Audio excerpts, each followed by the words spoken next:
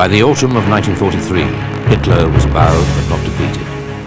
He had suffered a serious strategic reverse at Kursk and had been driven onto the defensive by the newly invigorated Soviet army. Italy had been forced out of the conflict, and the Allied bomber offensive was bringing the war home to the German people. However, the Wehrmacht still occupied huge swathes of territory in the east, as well as the western lands held since 1940. Italy had been occupied, and German armies were contesting the peninsula inch by inch. And Hitler still had hopes for 1944, even though the year would almost certainly see the Western Allies return to the continent in force. His generals were less confident. The one thing they had always feared was a two-front war, and now they were faced with the prospect of fighting on three fronts: in Russia, in Italy, and in France. But where in France would the Allies land, and when?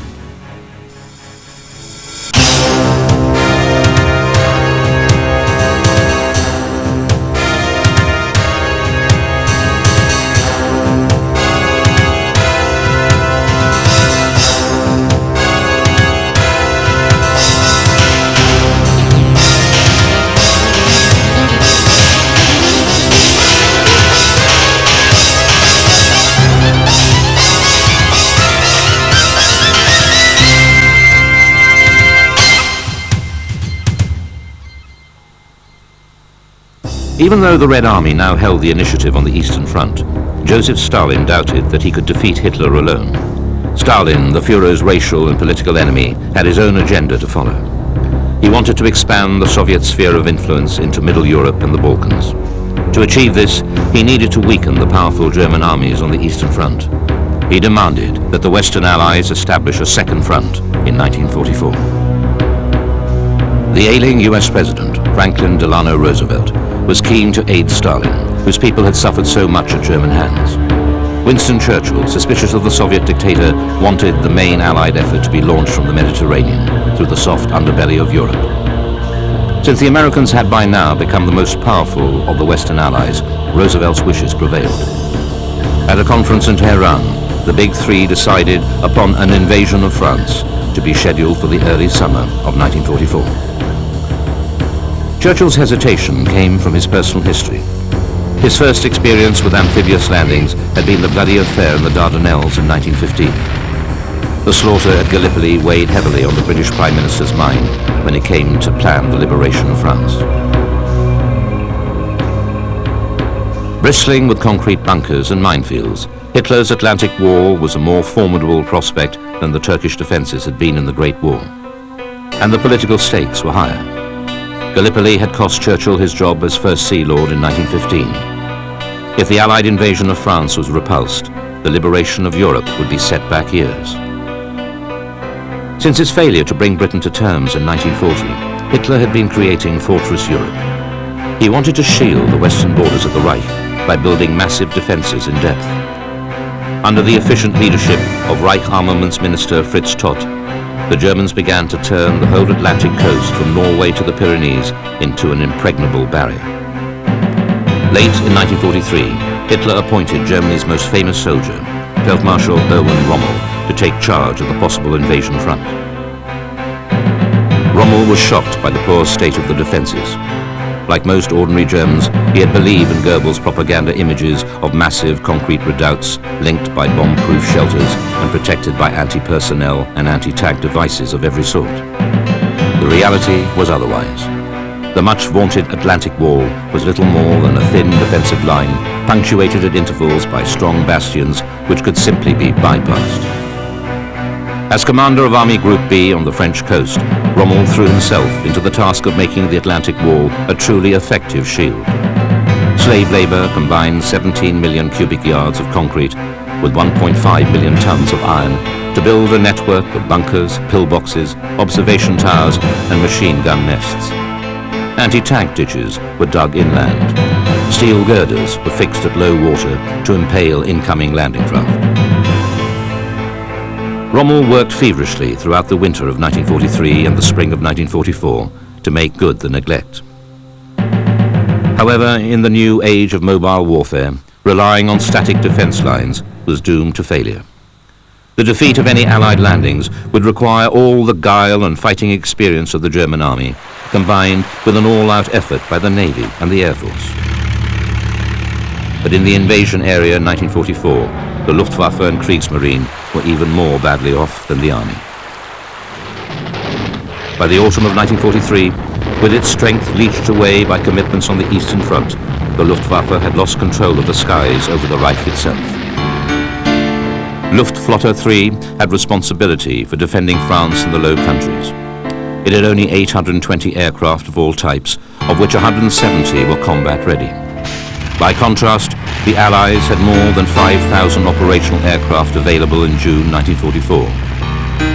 On the first day of the invasion, the Luftwaffe managed less than 100 sorties. The British and Americans launched a staggering 14,674. They lost only 113 aircraft, mainly to flak.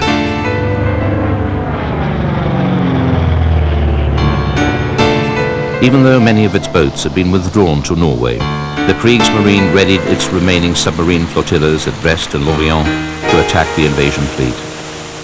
It was a near-suicide mission, and 13 boats were sunk in the Channel in June and July 1944. Surface vessels fared little better. S-boats and a handful of destroyers stood no chance of having any effect on an invasion fleet of over 5,000 vessels, manned by over 250,000 men. 9 Allied battleships, 23 cruisers, and 73 destroyers were assigned to shore bombardment missions alone. The English Channel, which had frustrated Hitler in 1940, was to the Allies little more than an inconvenience. The Allies would have to be beaten ashore.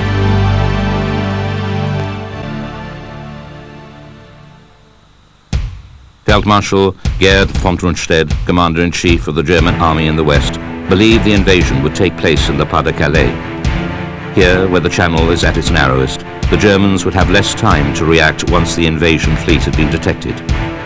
Once a beachhead had been secured, Rundstedt feared the enemy could use the good tank country inland to reach the Rhine in 4 days. Normandy he ruled out, because the hinterland was dominated by the bocage, narrow lanes and high hedgerows ideal for defence. Furthermore, there were no major ports, which were assumed essential. The Allies' Mulberry artificial harbours would come as a disagreeable surprise. Rundstedt's conclusion was reinforced by German intelligence, which reported a major concentration of Allied troops in the southeast of England. Designated FUSAG, 1st US Army Group, it was commanded by none other than General George S. Patton, the one general in the British and American armies that the Germans really feared. Hitler agreed with his commanders, and the Pas-de-Calais sector received the bulk of the new fortifications and the strongest concentration of troops. As the Allies prepared for the greatest amphibious invasion in history, the Germans agonized about how they were going to tackle the landings. Opinions fell broadly into 2 camps, championed by Rommel and Rundstedt respectively.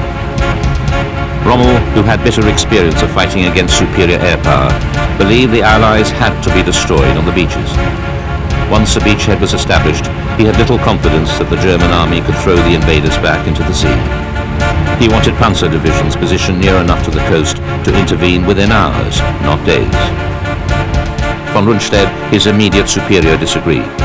He planned a conventional defense, which accepted that the Allies would probably succeed in landing.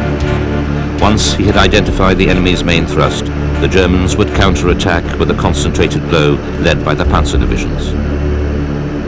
Rundstedt accepted that daylight movement behind the lines would be vulnerable to air attack, but most divisions received additional anti-aircraft gun batteries. Since these guns would need to accompany the army, light and heavy flak pieces were mounted on any chassis that was available. These included half-tracks, obsolete tanks, and trucks. It should be remembered that to many Germans, operations in the West were almost a sideshow. The 60 divisions deployed on or near the Atlantic Wall seemed a formidable force. Surely, they were enough to counter the 50 Allied divisions poised across the Channel. But the bulk of the German army remained on the Russian front. 164 divisions faced the Red Army, and they would be needed. The Soviet High Command was poised to launch 5 operations, each of which involved more troops than the Normandy invasion.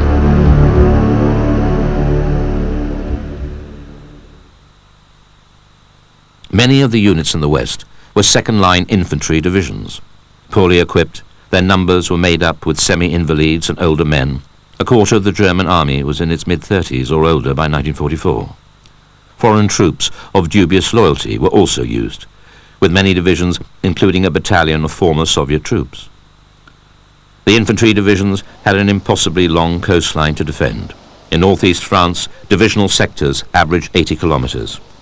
Along the Normandy coast, each division guarded 150 kilometers, and divisions along the shore of the Atlantic and Mediterranean were expected to cover over 250 kilometers of coast. Behind the brittle coastal formations, German hopes rested on 11 armored and 4 airborne divisions, the latter serving as elite ground troops. But Rommel's disagreement with von Rundstedt over how to fight the battle was never resolved. Hitler assigned some panzer divisions to Rommel, others to Rundstedt's reserve, but decreed that none could move without his personal authorization. In the months leading up to D-Day, the Allied air forces systematically bombed the French railway system. Bridges, marshalling yards, and key junctions were attacked in a campaign that cost the lives of some 10,000 French civilians. But the campaign succeeded in its main aim. German reinforcements found just getting to the front a major problem. The 9th and 10th SS Panzer Grenadier divisions took as long to cross France as they had taken in getting to France from Russia. Radar installations were knocked out one by one in the final days. Only one survived on the 6th of June. The station at Calais detected a massive radar contact crossing the sea at an apparent speed of 8 knots. The invasion fleet. But it was another Allied spoof. The Calais station had been spared deliberately. RAF bombers flew low over the sea, dropping patterns of window, strips of foil that appeared as a mass of radar reflections. At the same time, a flotilla of small boats fitted with radar reflectors made for France. At 4 a.m., the 2 fleets lay off the coast, broadcasting the sounds of anchors rattling through hawse pipes from behind a thick smoke screen. Then they turned for home. This was not the only deception. In the early hours of the 6th of June, the German High Command received reports of landings from Normandy to Calais. British bombers dropped dummy paratroopers as far west as Caen and Cap d'Antifer. But after it was known Allied troops were ashore in Normandy, the Germans believed that the real attack would come at Calais. Normandy was assumed to be a feint. Not until many days later did OKW realize its mistake. The timing of the attack caught the Germans by surprise. The weather was unfavorable, but the Allies had the advantage in forecasting. German weather ships had been swept from the Atlantic, but the Allies knew a break in the storms was on its way. When the landings began on the 6th of June, Rommel was in Germany visiting his wife. Many junior officers were away, ironically, on an anti-invasion staff exercise, and Hitler was asleep. Hitler was still asleep in the middle of the morning, by which time Rommel's staff had badgered Rundstedt to request the Führer's permission to commit the panzers. But no one at OKW dared wake him. Accordingly, it was not until the late afternoon of the 6th of June that the nearest armoured unit was given orders to intervene. Rommel's defensive strategy had collapsed before the battle had begun. The landings took place on a 60-mile front, with 5 divisions assaulting from the sea and 3 by air. The airborne forces were the first into action. 2 US airborne divisions were dropped at the foot of the Cotentin Peninsula. They spread confusion behind the lines and blocked any swift movement of German formations heading for the coast. Errors in navigation and bad markings by pathfinders, together with the deliberate German flooding of the drop zones, led to significant casualties. Nevertheless, the airborne units had the desired effect. At the eastern end of the landing area, the British 6th Airborne Division was tasked with seizing a bridgehead between the Orne River and the Caen Canal, halfway between Caen and the coast. This would secure the eastern flank of the invasion force. British and Canadian forces landed on the 3 eastern beaches, codenamed Gold, Juno, and Sword. The German 716th Division, a second-line formation including an Osttroopen battalion, was pounded by naval gunfire, bombed by the RAF, then driven from its defences exactly according to plan. The Atlantic Wall was pierced by a number of ingenious armoured assault vehicles. Flail tanks that beat paths through the minefields, bridge layers and tanks fitted with bunker-busting howitzers. Only the belated intervention of the 21st Panzer Division prevented a complete disaster for the Germans. Once unleashed, the experienced unit reacted with characteristic aggression and skill. 21st Panzer counter-attacked the Canadians and was only stopped short of the beach by naval gunfire. The city of Caen, a key Allied objective for D-Day, was held by the Germans.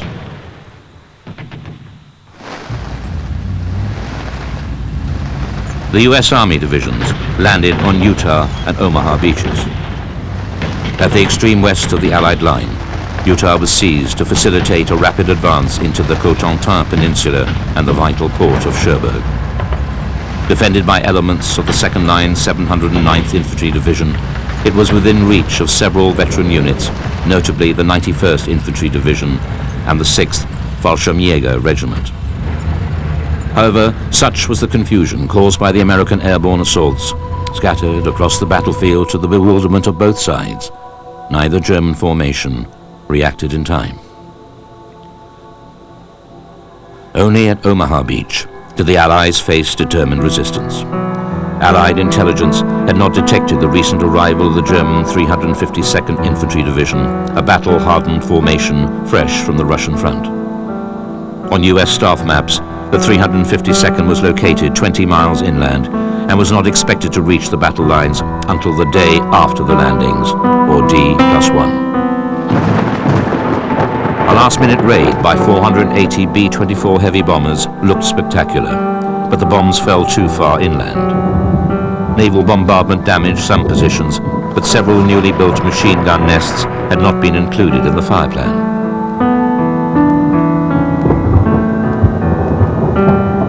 The first waves of American troops suffered hideous losses. Small groups eventually found their way up various gullies.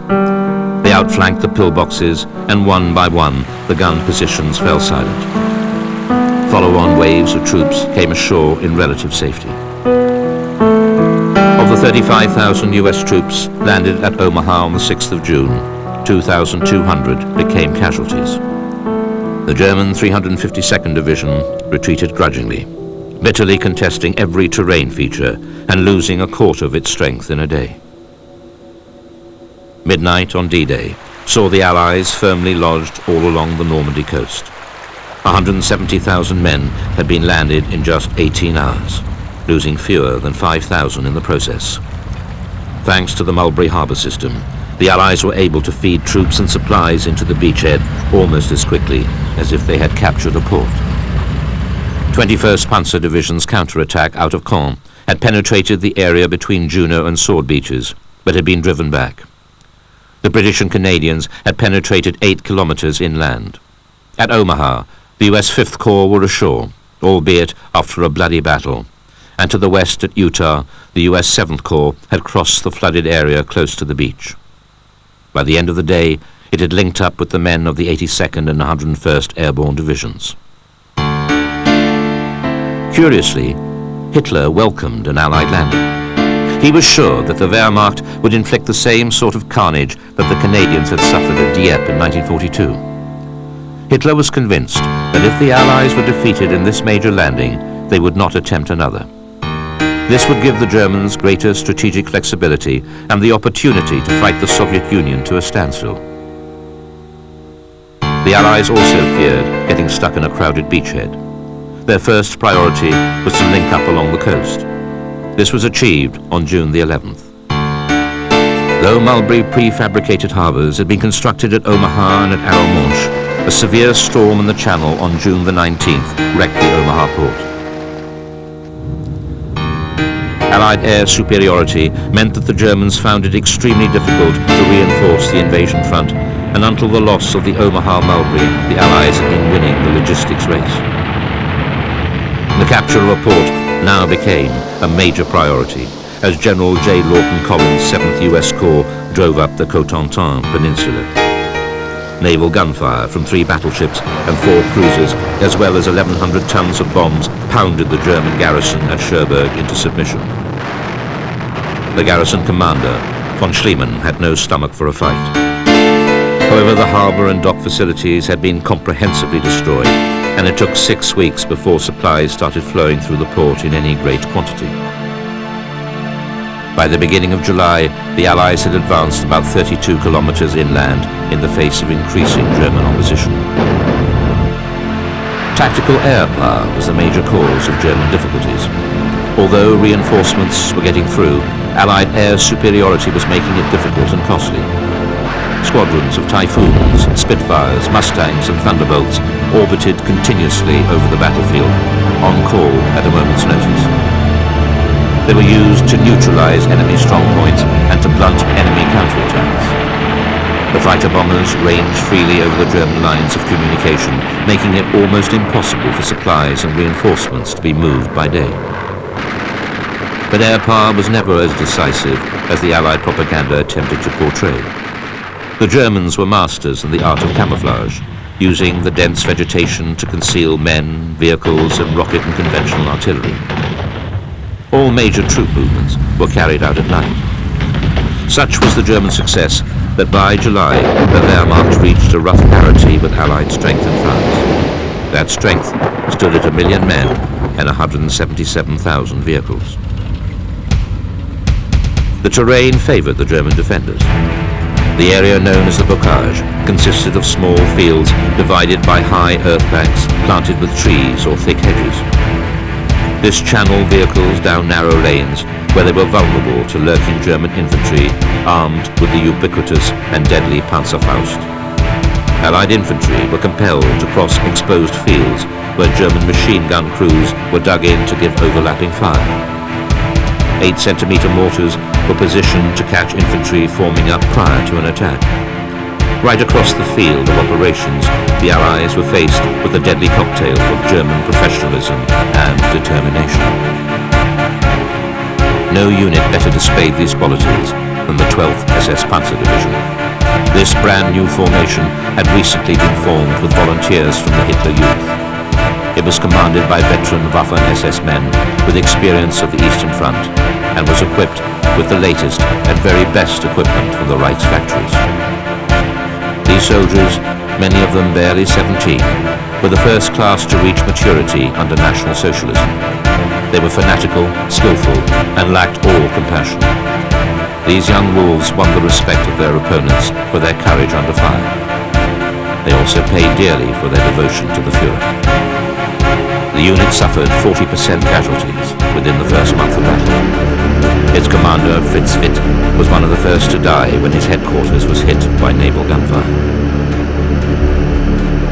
At the eastern end of the beachhead, British and Canadian divisions fought to reach Caen. In the D-Day plans, the town had optimistically been listed as an objective to be secured within a day of landing. From there, they would push out into the plain beyond. Stretching 30 kilometers to Falaise, this ground was ideal tank country and was perfect for the construction of airfields. But as long as the Germans held Caen, they could prevent the Allies from achieving their aim. Once again, the Germans held good defensive positions. They had concentrated the 47th and the 1st and 2nd SS Panzer Corps opposite the Allied right flank. In all, 14 German divisions, 6 of which were armoured, faced the British and Canadians. Despite the strong forces ranged against him, Field Marshal Montgomery found some cause for satisfaction. The Allied ground force commander knew that the defence of Caen was essential to the Germans. If the British kept up the pressure, the Wehrmacht would be committed to feeding more and more of its reserves into the battle. This meant that the forces facing the Americans at the other end of the line would be weaker. On the 10th of June, after careful preparation, British armour attacked the Caen-Villain-Bocage road. Here they ran into a small SS force, including the redoubtable SS Panzer commander Michael Wittmann. Wittmann's Tiger single-handedly halted the advance, destroying a mixed Allied force of over 100 vehicles in the process. For the moment, the attack broke down. Montgomery marshalled his resources for a major assault on Caen. His 21st Army Group launched 2 major attacks. Operation Epsom lasted from the 26th of June to the 1st of July. It was followed by Operation Goodwood between the 18th and 20th of July. In spite of their best efforts, the British were unable to drive back the German defenders. Montgomery had even used heavy bombers to blast the German positions, but despite this, the attack ground to a halt with heavy losses in infantry and armor. Nevertheless, such intense effort eventually brought results, and at the end of Operation Goodwood, the rubble which had been Caen fell. By this time, events elsewhere were having a profound effect on the battle. On the 20th of July, the German opposition just missed killing Hitler. A bomb tore through a meeting room in the Führer's headquarters in East Prussia, where he had been in conference. Shielded from the worst effects of the blast, a shaken Hitler emerged with remarkably light injuries. The assassination attempt had serious implications for the embattled German forces in Normandy.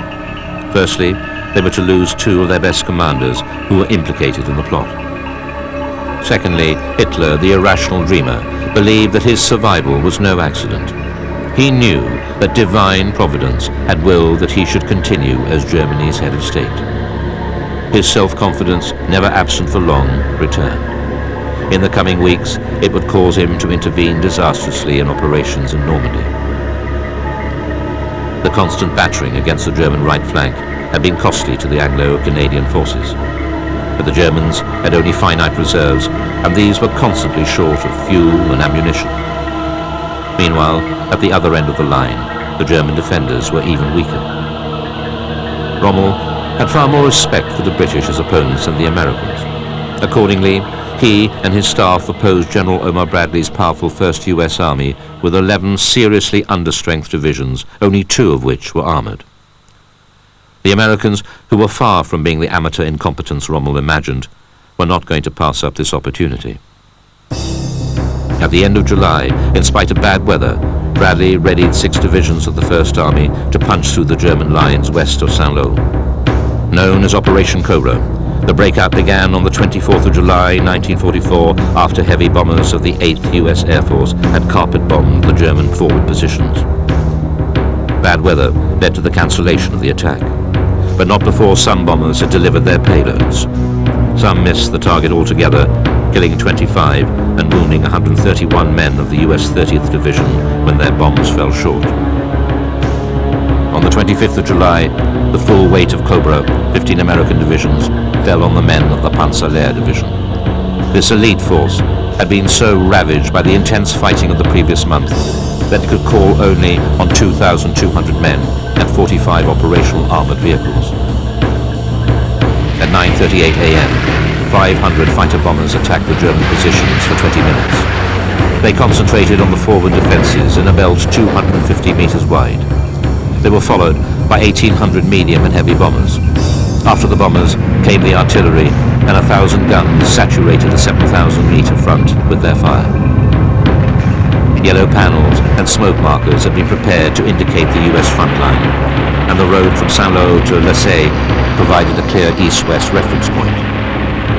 Under an earthquake of high explosives, German bunkers were caved in, barbed wire ripped up, ammunition dumps exploded, and even tanks were thrown into the air. But even though the squadrons had been instructed by Bradley to attack on an east-west axis, the aircraft approached the target area from the north. In the prevailing wind, dust and smoke from the attack obscured the target and the reference points. The bomb aimers started to release their loads short of the targets. By the time the air attack was over, 111 soldiers in the U.S. 30th Division had been killed and 490 wounded. It required considerable courage and leadership to put the 30th on its feet and send it into the attack. The Sherman tanks began to roll forward. They now sported a new attachment which eliminated the problems caused by hedgerows. A sharp-edged plough made from Czech Hedgehog anti-tank obstacles recovered from the Normandy beaches was welded to the front of each tank. The ploughs cut through the bocage hedgerows, and the tanks were no longer trapped in the narrow country lanes.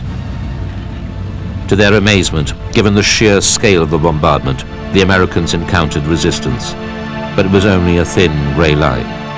By the 28th of July, the 7th Corps, under the dynamic General L.J. Lightning Joe Collins, together with General Troy Middleton's 8th Corps, had pushed the Germans back over 20 kilometers. The tough Fallschirmjägers of General Meindel's 2nd Parachute Corps counterattacked the left flank of the salient, but were brushed aside by the Americans. Crossing the River Seine near Coutances, Middleton's troops linked up with Collins to trap the Germans in a pocket at Moncey. By the 30th of July, the lead American units had reached Avranches, and a day later were across the River Célon. Despite this rupture of their left flank, the German forces in Normandy held on. Following the July bomb plot, the veteran Feldmarschall von Rundstedt had been replaced by Feldmarschall Gunther von Kluge. Rommel, who had been badly injured by RAF fighters in Normandy on July the 17th, was recovering in Germany. Both he and von Kluge were implicated in the plot, and both were to take their own lives before August was out. In the meantime, Hitler ordered von Kluge to launch an all-out effort to cut the Allied supply lines and drive the Americans into the sea.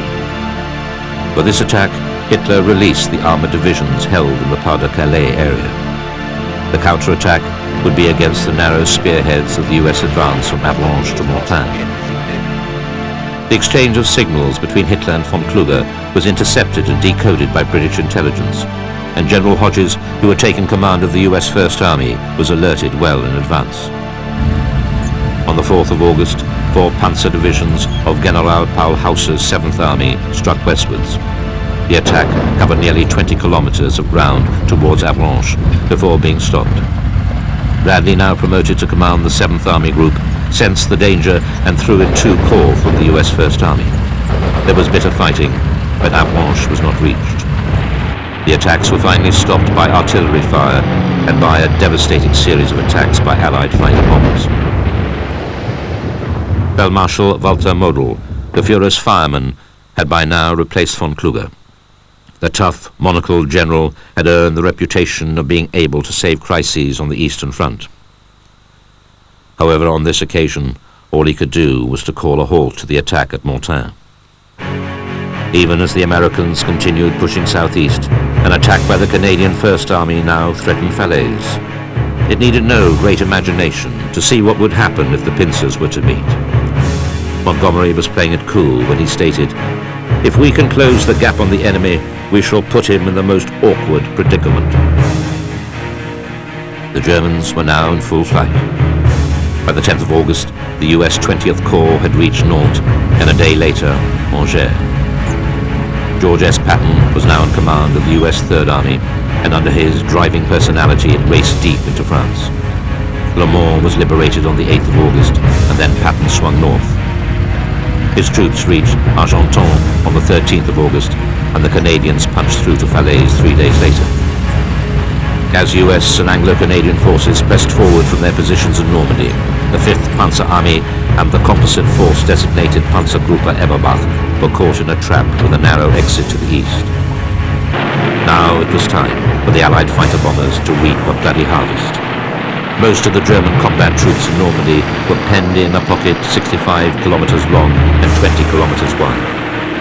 As Allied ground forces moved in for the coup de grace, aircraft cannon, machine gun fire and rockets pulverized vehicles that topped the roads and river crossings. The tough Polish tank crews, serving with the British 4th Armoured Division, became the cork in the bottle of the shrinking Falaise pocket. On the 19th of August, they fought through to an isolated position at the village of Saint-Lambert and held it against desperate German attacks from both east and west. When the Canadians and Americans linked up with the Poles at the town of Chambois, the trap was shut. Some Germans did manage to slip through the Allied lines at night in bad weather, but between 25,000 and 50,000 were taken prisoner, leaving another 10,000 dead behind them in the killing round. In Normandy, the Germans had lost 1,500 tanks, 3,500 guns, and 20,000 assorted vehicles. These were losses that they could never hope to replace. The Allied armies had finally shattered the ring of steel that had surrounded the Normandy beachhead for more than 2 months. The Germans had no other prepared defense lines inside France upon which to fall back, and throughout the summer and early autumn they fought a well-organized but inevitable retreat back to the very borders of the Reich. The final chapter of the war in the West was opening. Allied commanders dared to think that they would be in Berlin by Christmas. But, as so often before, reports of the demise of Hitler's Reich were to prove greatly exaggerated.